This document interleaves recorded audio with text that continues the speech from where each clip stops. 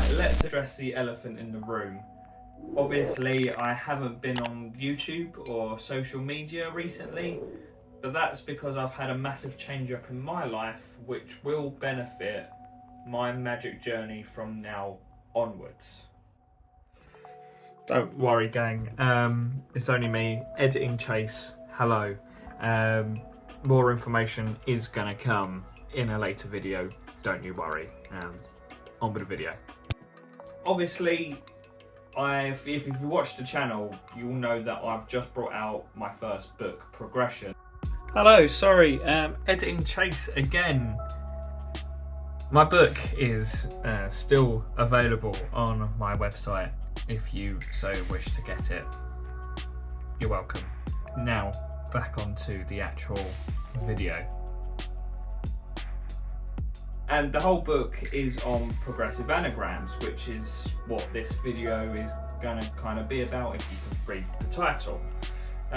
But obviously after reading that book, writing that book, I've decided to take a bit of time off and focus on my next project, which is, of course, Is Magic Real, along with other projects as well that I've got in the works.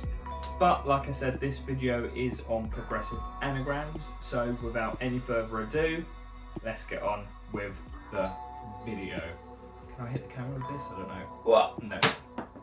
That was a foul. Let's go on with the video. What is a progressive anagram?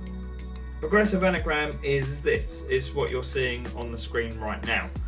It is a very basic anagram. There's hundreds, if not more, very difficult anagrams, but this is a very easy one to do, and this one can be found in my book. It's probably the most basic one that is in my book. And this one is all about pets. The ones that are listed is obviously a fish, a hamster, or a cat.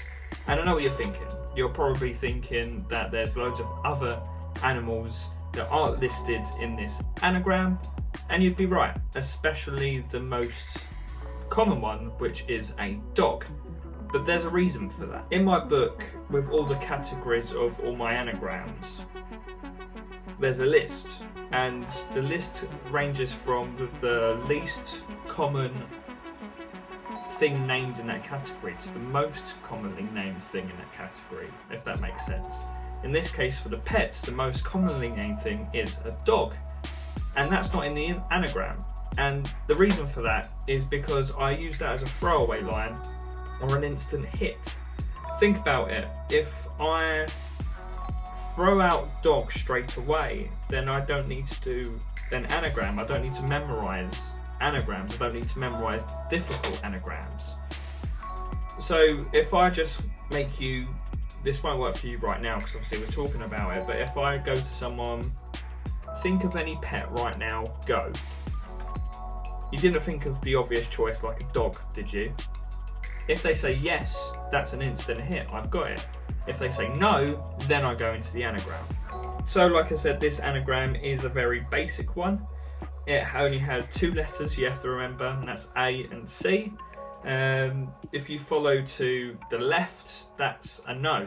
If you follow to a downwards, that's a yes. So it starts off with, is there an A in there? No, it means it's a fish. If it has a C in there, that means it's a cat. If there's no C in there, that means it's a hamster. And again, I know you're thinking there's a lot of other unusual pets that they could name, but again, if you ask your participant to think of a pet right now, they won't have any time to think of a random pet like a chinchilla or a snake. They're going to think of either these four options: a dog, a hamster, a cat, or a fish. And that's the key to it, really. If you give them time to think of an item in this category, no matter what category you're thinking of, then yeah, they're going to think of a chinchilla. But if you don't give them enough time, you just go think of any pet right now, they're going to think of one of those four things. And then that way you can just do this very basic anagram.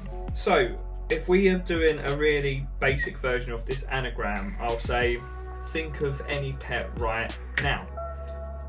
You didn't think of a dog, did you? They say no, I'll have to go into the anagram. basic, I will go think about all the letters in the word of your pet. So if it was dog, it'd be D-O-G. There's an A in there, right? If they say no, I'll be like, it's not an A, it's a fish. We're thinking of a fish, right? That's the hit. If they say yes, then I know it's going to be a hamster or a cat. So I'll go, cool, there's also a C in there, right? No, that means it's a hamster. If they say yes, it means it's a cat. Again, very basic. And that whole presentation is extremely basic.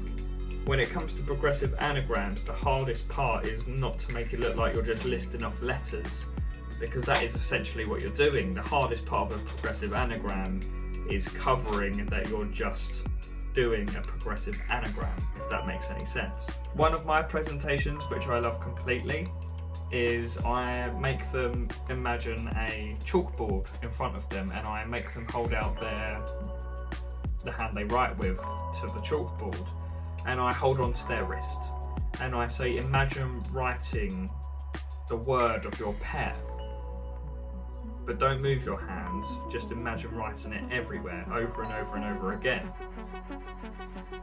And it kind of turned into a muscle reading presentation. You know, muscle reading is plausible and you can do it, and I do it. I do it quite often, but this is a little cheat. It's an illusion, if you will. So when they're thinking about writing it, I go, oh, there's an A in there, right? No. Oh, maybe your handwriting's not that great. It's not an A, maybe it's like a F. It's a fish, right? Or something like that. I make it into a presentation so it looks like I'm muscle reading and not fishing, no pun intended, for their chosen word. So like I said, this is a very basic progressive anagram, and if you're interested in learning more about progressive anagrams, you can get my book. If you don't want to get my book, I recommend starting with Colin Cloud. Colin Cloud has some great progressive anagrams. He's the person who kicked off my passion for these anagrams. I got his book Epiphanies. It's kind of hard to find, so if you can get hold of that, great. If you can't, no worries. But he's got one on star signs, which I use every single day of my life. And he's also got a thing out on Theory 11. I can't remember what the name is. I'm sure it'll be on the screen. He brought out a tutorial on progressive anagrams that you can do over Zoom and things like that, which again fueled my fire to learn progressive anagrams. So if you can get anything from Colin Cloud, go for it. He's not the only one. I'm sure if you Google progressive anagrams, in fact there's a progressive anagram generator on Google where you can literally type in any word imaginable and it'll make a progressive anagram for you, which really helped me writing my book and anything I do actually when it comes to anagrams. I'm rambling now, let's just end the video. This was a bit more of a chilled tutorial. I weren't sitting there doing card tricks or anything like that, so I hope you enjoyed it. It's a bit different. If you did like it, subscribe to the channel. Follow me on Instagram if you want as well. That I post literally all my updates on Instagram. I've also got a secret Snapchat which you can also get. All the information's on my website for it.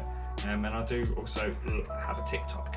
At the moment I'm posting all my old videos on TikTok just to bide my time over that I've been having some time off working on my new projects. So if you enjoyed this kind of content, thank you very much, and I hope to see you in the next video. Goodbye.